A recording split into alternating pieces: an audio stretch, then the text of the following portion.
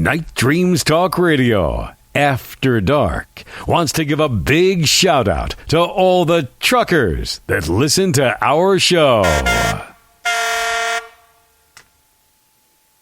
You're listening to Night Dreams Talk Radio, After Dark, with our host, Gary Anderson. And that is me. James, you got a real quick story you can tell? It lasts for about a minute, then we'll get Terry on. Well, yeah, I guess I got another one here. Let me see. Again, I keep thinking of all these. I see so many patterns in all these reports and stories I get. It's mind-boggling. But here's one. There's a truly outlandish encounters with these insectoid mantis-type looking aliens. And we may hear something about that tonight. We don't know. But I have had several reports coming from, there was one out in New Jersey. Guy was fly fishing. He looked up, he heard a noise, looked across the stream, and there was two, looked like praying mantis, for a better lack of words, 6 foot tall, alien-type beings. And, they made eye to eye, but needless to say, he left his equipment there and took off running like somebody else. I know I won't mention no names with camera equipment, but, I guess when you see something like that, it's probably best to get out of there. But that was one report. And there's been other reports of these insecticide praying mantis type looking beings, and they're usually the ones in the background where all the grays do all the work. Now, I don't know if you've ever come across any of those reports, but I've come across quite a few. Well, I've read about a lot of those things, and that's what's scary. Let's get Terry on the line right now. I know he's been waiting. Hey, Terry, my friend, how you been doing? Couldn't be better, Gary. I am sorry I ran a little bit late getting you on, but, well, we're here. We're here. Yay. So, hey, Terry. Hey, Terry, what is the weather like in your location right now? And you're in Texas, if I remember right. I'm in Dallas, northeast Texas. It's miserable. It's almost 35 degrees.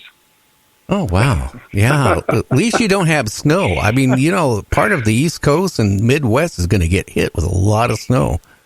Oh, I know. Well, Michigan's my adopted home state, and I spent a lot of time in Vermont there as an assistant AG. So, I'm no stranger to cold. Oh, yeah. And, now, if I remember right, you were in the Air Force. You served your hitch as a medic, and then you went to law school? You became a attorney. You were assistant attorney general for the United States, and then you went into private practice, I believe. But all this happened while you were in the Air Force. You and your buddy, you decided, to go on a camping trip? Yeah, I was in the Air Force from 1973 when I got out of high school to 1979. I served 6 years. So I signed up for a 6-year enlistment. And really the intent was to get the GI Bill and go to college. So that was the plan. And my friend Toby and I worked at the emergency room at Whiteman Air Force Base for a big chunk of that time. We worked together. And it was Toby's misguided idea to take this crazy camping trip to Devil's Den State Park in northwest Arkansas in 1977. Oh, wow. Now, you were a medic. You decided to go camping. I mean, I bet it started out as a good camping trip where you kick back and looking at the sky. Why don't you tell people what happened?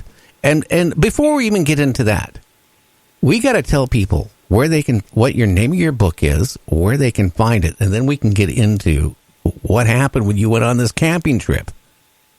Sure. By the way, happy belated Veterans Day to all the fellow vets out there. And my gosh, if you're on the road, please be safe. My book is Incident at Devil's Den, and it's on Amazon.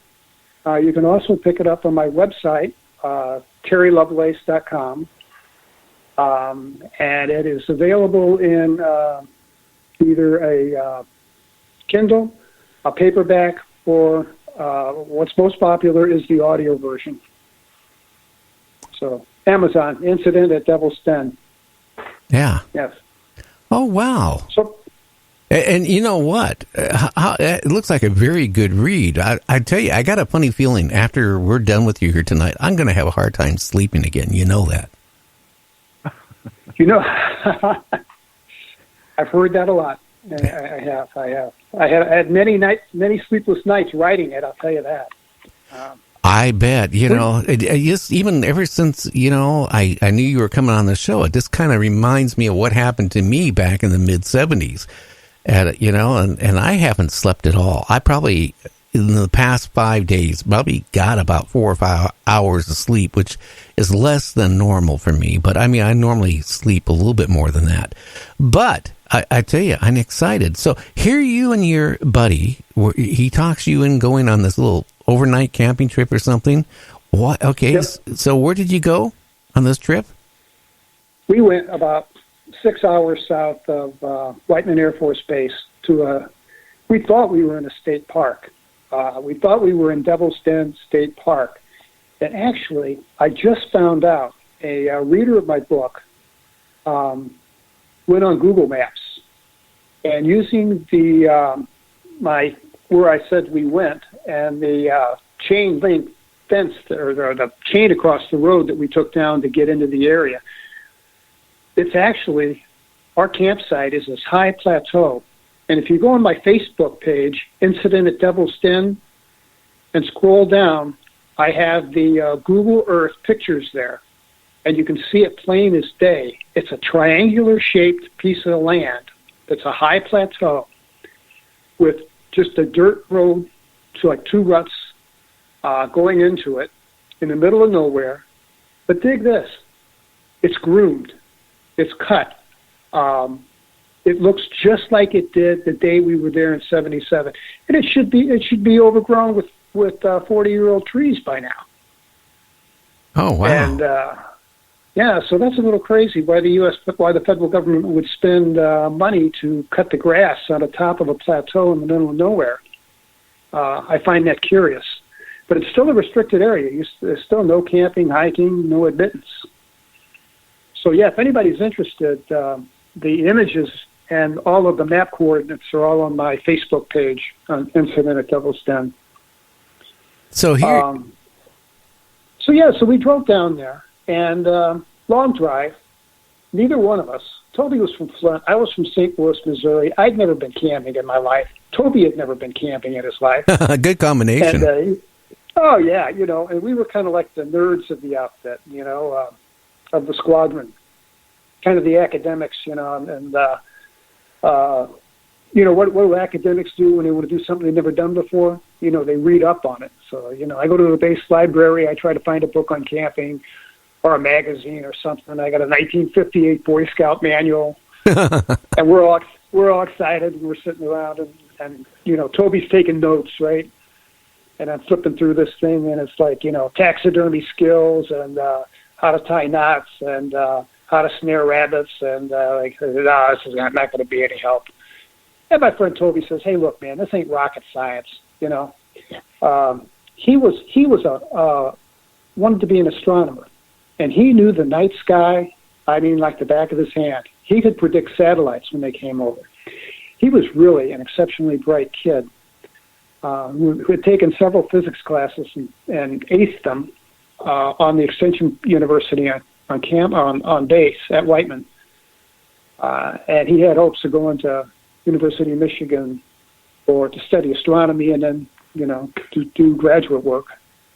And just a bright kid. And his idea was we'd go down to this park and find the highest piece of ground we could find, camp on it, and my hobby was photography, and I could photograph eagles and wildlife, and he could, you know, hang around and watch the night sky.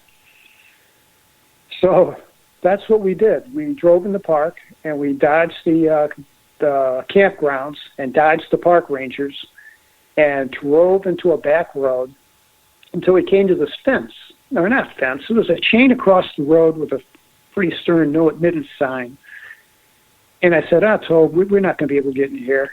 And he's like, no, man, hang on. And he hops out of the car, and the chain had just been looped around itself with a padlock to make like a noose, and it was hung over a post on a nail. So he hops out of the car, picks up this chain link fence, this chain, and drops it. And boom, we're good. We drive in, and we found this spot on high ground, and it was just absolutely stunning. I mean, when we pulled up there, it was covered in knee-high, late-blooming wildflowers, and it was just awesome. And we did all the stuff that you do when you're camping that's fun, and it was fun. And, we burned hot dogs and, had a meal, and we had a cheap tent, sleep 2 guys, and air mattresses with some blankets from the hospital. And we're kicked back around the fire. And I remember saying to Toby, I said, man, this must be the allure. This must be why people want to go camping, because this is pleasant. And he's like, oh, yeah,